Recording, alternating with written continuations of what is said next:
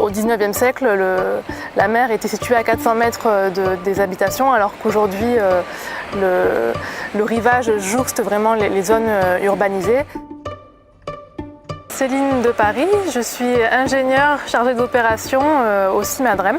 C'est le syndicat mixte interrégional d'aménagement des digues du delta du Rhône et de la mer. Ces missions consistent à assurer l'entretien, la gestion et la surveillance de 250 km de digues fluviales et maritimes. On se trouve sur l'ouvrage qu'on appelle la digue à la mer, qui relie l'embouchure du Petit Rhône à l'embouchure du Grand Rhône, et qui a été construite dans les années 1860 pour limiter les entrées d'eau salée en Camargue et pour rendre les terres de Camargue cultivables.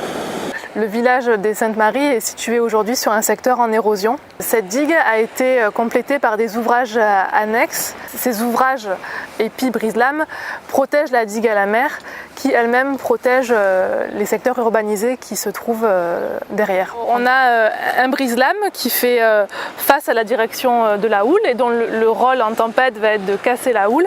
Et on a également un épi qui est perpendiculaire à la digue à la mer et dont le rôle est de piéger les sédiments qui s'écoulent naturellement dans le sens Petit Rhône vers la plage est. En cas de tempête, le niveau marin s'élève, on a des surcôtes marines et on peut atteindre des niveaux de mer qui dépassent le niveau des terres, et la digue à la mer au droit des Saintes-Maries permet de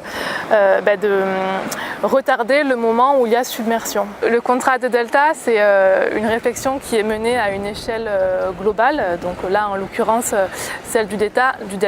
L'étude du CIMADREM qui a été intégrée au contrat de delta concerne plus particulièrement une des grandes orientations du contrat, qui est soutenir une gestion intégrée du littoral et du milieu marin. C'est un diagnostic approfondi qui va être mené sur l'ensemble des ouvrages qui sont concernés, c'est-à-dire la digue à la mer et les ouvrages annexes que sont les épis et les brise-lames. Et ensuite, ces données vont servir à l'élaboration d'un modèle numérique qui permettra de modéliser ce qui se passe quand une tempête arrive sur ces ouvrages. Et puis des calculs de stabilité vont être menés pour savoir jusqu'à quelle tempête ces ouvrages sont stables et à partir de quelle tempête on pourrait avoir submersion par-dessus la digue à la mer. Après la phase diagnostique, on va essayer de réfléchir à des aménagements qui pourraient augmenter le niveau de protection et de sûreté du système.